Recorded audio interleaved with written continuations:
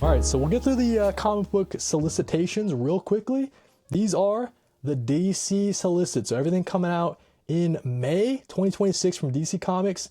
And yeah, let's get into it. So the site that we're using is comicreleases.com. A good friend, Dom of X, helps run this site, and he does a lot of good work over here, so that's what we're going to be using. Jumping over to the solicitation section, jumping over to 2026, May 2026, DC solicitation. So yeah, we're going to be getting into it after I read the comments first. I forgot to check up with the chat. Let's see. I recommend checking out John Ostrander's Spectre Omnibus. I loved it. I think I have that. This is the Wrath of the Spectre. Wrath of the Spectre. So yeah, not the one that you just said. Not the John Ostrander, I believe. Yeah, it looks like Michael Fleister, Gardner Fox, Neil Adams, and Jim Aparo. So I got this. At some point, we'll be reading that one. Let's put it back. All right, let's do the solicits, okay? Oh, geez, what just fell? Jesus Christ. Oh, my goodness. Things are falling down like crazy. All right, DC solicitations for May 2026. Like I was saying, the site we're using is comicreleases.com. Shout out to Dom of X for helping to put together all of the great information over at the Comic Releases sites. New trade paperbacks, right? So the first one up, we got a new Nightwing volume number 3. This is the arc that just ended, the Cirque de Sin. It's Nightwing going up against the Zanny guy. He's trying to kidnap a bunch of kids in Bloodhaven, so Nightwing's got to stop him. Pretty good stuff. It's got great artwork from Dexter Soy, great writing from Dan Waters. New volume of Poison Ivy coming out. G. Will Wilson and Marcio Takara continuing their excellent run. That'll collect up to Poison Ivy number 41, man. So almost hitting issue 50 with the Poison Ivy series. Pretty cool there. That's it for the trade paperbacks, it looks like. So we go into the hardcovers. We have Batman the Black Casebook Deluxe Edition. So it has a bunch of stories that inspired Grant Morrison's run. This one's interesting. I've never seen a collection like this. Stories that inspired someone else's run all collected together. So you have some classic material from Bill Finger and Dick Sprang and, you know, Bob Kane. But yeah, I don't know if this is kind of like a kind of paired with Morrison's Batman run, I guess. Like, I don't know if that's kind of the idea. Like, you get this and it goes previous to the Omnis. I'm not sure. We also have Absolute Ronin 2026 edition. This is a very well acclaimed series from Frank Miller. I haven't read it myself, but this will collect issues number 1 through 6 of Ronin in a giant oversized Absolute edition. A deluxe edition coming out. We got Batman Teenage Mutant Ninja Turtles. This is previously printed, but this is the new 2026 edition. Some James Tynion IV stuff. Freddie E. Williams, the current artist of the ongoing TMNT title from IDW. Some cool stuff there. Seeing some early Freddie E. Williams stuff. Batman the Bronze Age Omnibus. So if you're into the Bronze Age, I mean, this is like a must-have. You got Denny O'Neil stuff. You got Neil Adams, right? So a lot of great classic material collected here. It's got some Batman stuff. It's got some Detective Comics stuff, but it's all in the Bronze Age. So yeah, I know some people are looking forward to that one. We have Elseworlds Justice League Omnibus. If you're into the Elseworlds stuff, you can have some lot of fun in the Elseworlds stories. You don't need to read anything previous to these most of the time, right? So yeah, a lot of cool stuff in this, but also I want to highlight and bring to your guys' attention, for the first time in an omnibus form, we got Kingdom Come. So yeah, if you're doing an Elseworlds omnibus, you got to include the best Elseworlds DC story of all time, Kingdom Come, in a omnibus format for the first time. All right, keeping it going. And then, you know, earlier in the chat, we got a question regarding this John Constantine Omnibus. So there we go, right there. So we have John Constantine Hellblazer by Paul Jenkins and Sean Phillips.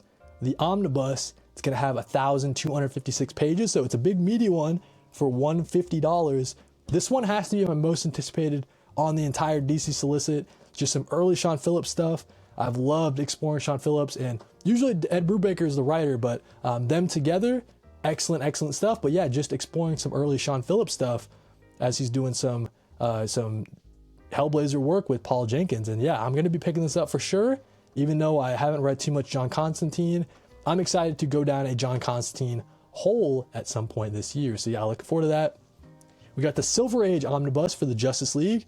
Gardner Fox, Mike Sikowski, I know Dom of X big Mike Sekowsky fan. So he wants to put some respect on Mike Sekowsky's name with this Justice League Omnibus Silver Age stuff. If you're into that classic material, that might be one to pick up. We got volume number 2 of Tom Taylor and Bruno Redondo's Nightwing. So this is pretty cool. If you have volume 1, you got to complete the set, right, and get volume number 2. This has everything you need, except for, if you notice here, it's missing a little gap, but that's because that stuff is collected in Beast World, I believe. So yeah, you might need the Beast World Omnibus if that's a thing, or maybe the Titans Omnibus includes the Beast World crossover stuff. I'm not sure, but yeah, if you are gonna need, if you're trying to collect all the Tom Taylor stuff from this era, you might need the Beast World supplemental content. Absolute Infinite Crisis. A lot of people say the Infinite Crisis is their favorite Crisis event, so this is getting an absolute size printing, reprinting from Jeff Johns, Phil Jimenez, a lot of great creatives attached like George Perez, of course. So yeah, issues number 1 through 7 of Infinite Crisis in a giant absolute sized edition. Superman Action Comics by Dan Jurgens Omnibus. So this is Omnibus volume number 2. A lot of people speak very highly of this era, I think. So yeah, Dan Jurgens' time on Superman. It's really cool seeing Superman get more and more omnibus releases. I think that he's still like one of the, you know, one of the heroes from DC that has like the most content out there that just isn't collected in the omnibus format. So it's cool seeing them slowly chip away at some of Superman's back catalog there. Joshua Williamson's Flash gets an omnibus volume number 3. I think this concludes Joshua Williamson's time on the character. At some point, I need this 3 omnibus set. I also need to complete the Mark Waid omnibus set that they keep releasing, and the Jeff Johns stuff too. I only have omnibus volume number 1 for the Flash. So yeah, I'm going to be going through a Flash reading journey, you know, very shortly, probably sometime this year, and that should be pretty fun. Keeping it going, the last omnibus it looks like in this solicit is the George Perez omnibus volume number 2 for Wonder Woman. So this 2026 edition, George Perez classic Wonder Woman material there.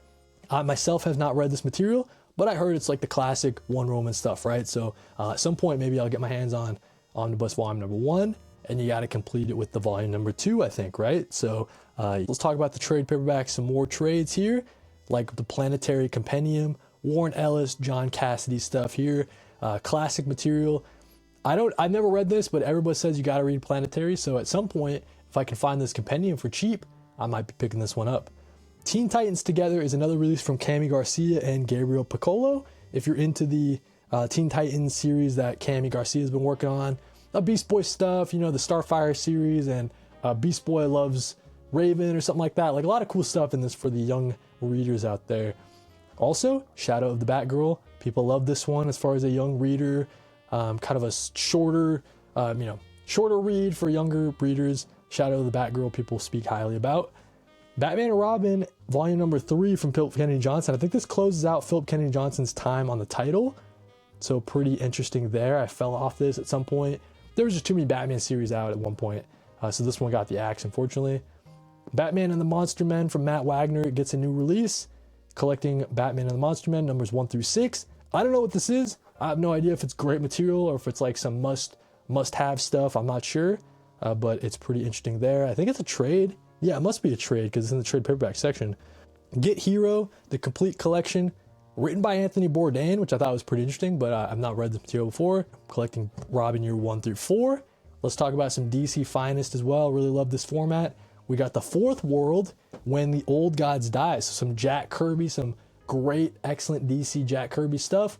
This one I'm interested in getting because I've never read Jack Kirby's New God stuff, and people say that this is like all you really need to get started. A lot of first appearances, a lot of origins in here.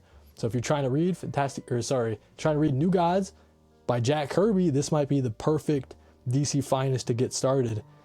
Batman's getting a new DC Finest. This is some of his stuff from Dennis Cohen on the art, Jim Aparo, right? You got Alan Grant as the writer. So this one could be some cool material here. I'm not sure about this era of Batman. Let's talk about some DC compacts. I think there's only one Burnside DC compact edition. Now listen, say what you will about this era of Batgirl. People might not be the biggest fans of it, but it had a cultural impact. I mean, just the costume alone, like the kind of purple and yellow and black, like it's when I close my eyes, like that's the Batgirl that I think of, just because I was growing up in that era. So even though this might not be everybody's first pick for DC Compact for Batgirl, it's one of the highest selling series, I think, right? So it's no brainer why DC is putting this out there. And you'd think that they would put this one out here a long time ago, to be honest, like in the first couple waves of DC Compacts. Anyways, let's keep it going. So we have some new single issues, right? We're not going to go over every single issue, just the kind of highlights, in my opinion. And Absolute Catwoman is definitely a highlight. So writers Che Grayson, Scott Snyder, with artist Bengal, are bringing us Absolute Catwoman. It seems like this is going to be, we know that Catwoman's like this sort of spy character. She's got all this high-tech gadgets and stuff. So it seems like she's going to be going and completing a sort of mission or a heist, right? And I think that could work really well in the Absolute universe. I think this character has so much potential. So it's really cool seeing them flesh out the Catwoman series. Absolute Green Arrow, of course, from writer Pornsack, with art from Raphael Albuquerque. We don't know who's under the mask here. We know that Oliver Queen has been killed in the events of Absolute Evil. So who is under this mask? The person under the mask is looking like they're trying to avenge the death of Ollie. And it looks like Black Canary is going to be right on his tail. So a little cat and mouse game going on. Always a fan of series that do that, or stories that do that. We get Absolute Robin getting introduced into the story, quite possibly. Everybody knows what this R means, right? So the R, Robin, we know that Robin's pretty much guaranteed to be coming. It says that after the loss of Redacted enters the scene ready to hunt, and more than one secret will be revealed in this seminal issue. Nick Dragotta coming back on the art, right? So yeah, I'll be interested to see what Scott Snyder brings us here. We got Absolute Superman, of course, is continuing, along with Absolute Wonder Woman. Great stuff there. Absolute Green Lantern is finally going out into space. I might need to jump back on the series maybe, or maybe I'll just catch it on the app. Absolute Flash continues as well, with Nick Robles on the art. Cool stuff there. And then the last issue of Martian Manhunter. Sad to see it go, but we know that this creative team has something else in the pipe. We're hoping that it's Doom Patrol, man. So put all that energy out there. We're hoping Dennis Camp and Javier Rodriguez are working on Doom Patrol next, coming out this summer. Now next, we'll talk about some of the number ones in featured series, like Barbara Gordon Breakout. This is from writer Mariko Tamaki and Amanke on the art. And we know that Barbara Gordon, following the events of the main Batman title, Vandal Savage is the commissioner, and he is going to be putting the crackdown on superpowered people, or at least members of the Bat family in Gotham City, right? So looks like Barbara Gordon got caught up in that. She's going to be in prison with a bunch of other supervillains, and we'll see if Barbara Gordon can get out of that, right? But I mean, just from the covers, it looks like she's handling her own, right? So Barbara Gordon throwing a mean right hook. She's got that smirk as she's, it's almost like, hey, I'm not locked in here with you. You guys are locked in here with me, kind of thing, right? So yeah, Barbara Gordon Breakout, pretty cool stuff there. We know there's another crossover with Sonic coming with DC. Guy Gardner gets his own one-shot. There's going to be a Superman story. It's an Elseworlds story from Kenny Porter and Danny Earls, where Jor-El, the dad, was the one to make it to Earth. So we'll have to see what's going on with that and that fun little Elseworlds story there. DC Next Level continues with Zatanna. We got Batwoman. I do want to make note, Batwoman, it looks like we get Renee Montoya back into the story in a big way. I love Renee Montoya, one of my favorite DC characters of all time. Lobo continues with issue 3.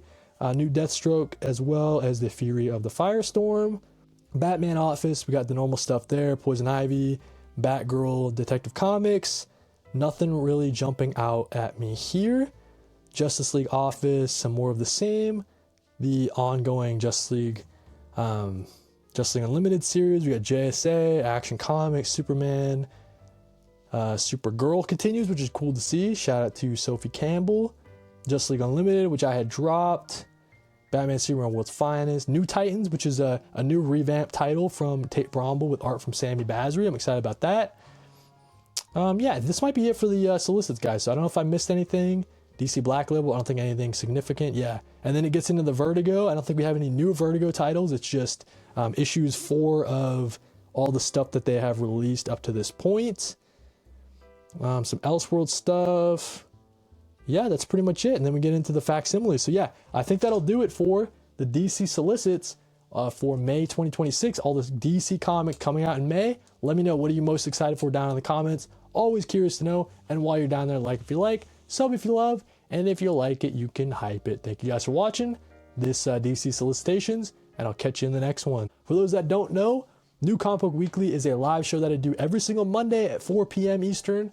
I talk about the previous week's weekly comic book reviews. I also talk about the current week's pull list, everything I'm looking forward to that week. And then we do a giant big old topic live with you guys, the audience. So this past week, we talked about the DC solicits, and we had a great time doing it, man. So catch me every single Monday, 4 p.m. Eastern for New Comic Weekly.